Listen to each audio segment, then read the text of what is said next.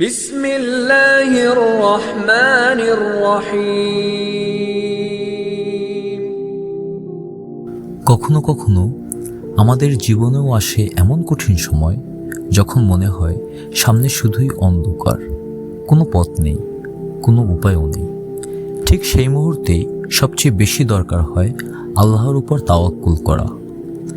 আজ আমরা জানব নবী মুসা আলাইহিস সালাম এর জীবন থেকে এক অনন্য শিক্ষা। মুসা আলাইহিস সালাম যখন তার অনুসারীদেরকে নিয়ে ফিরআউন ও তার সৈন্যদের হাত থেকে পালাচ্ছিলেন, তারা এসে পৌঁছল সমুদ্রের পাড়ে। পেছনে ফেরাউনের বিশাল বাহিনী, সামনে বিশাল সমুদ্র। ব্যক্তিগতভাবে যে কেউ যদি হতাশ হয়ে যেত, সেটাই ছিল খুব স্বাভাবিক। বনু ইসরায়েলের লোকেরা চিৎকার করে বলেছিল, আমরা তো এখন ধরা পড়ে গেছি। কিন্তু মুসা আলাইহিস সালাম তখন কি বলেছিলেন? তিনি বলেছিলেন, কখনোই না, আমার সাথে আমার রব আছেন, তিনিই আমাকে পথ দেখাবেন। আশুআরা আয়াত ৬২। মুসা আলাইহিস সালাম জানতেন আল্লাহ কখনোই নিজের বান্দাকে একা ফেলে দেন না। তিনি তাওয়াক্কুল করেছিলেন সম্পূর্ণ হৃদয় দিয়ে, সন্দেহ ছাড়াই।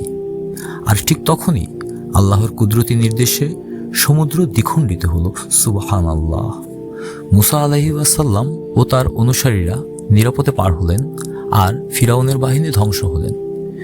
প্রিয় দিনী ভাই ও বোনেরা, জীবনে যখনই সামনে বাধা আসবে, মনে রাখুন সমুদ্রের মতো বড় সমস্যাও আল্লাহর ইশারায় রাস্তা হয়ে যেতে পারে, যদি আমরা সত্যিকারের তাওয়াক্কুল করি। আল্লাহ পাক বলেন, যে ব্যক্তি আল্লাহর উপর ভরসা করে, আল্লাহই তার জন্য যথেষ্ট। সূরা। আল্লাহ পাক আমাদের সবাইকে তাওয়াক্কুলের সৌন্দর্য অর্জন করেন তৌফিক দান করুন। আমিন। আসসালামু আলাইকুম ওয়া রাহমাতুল্লাহ।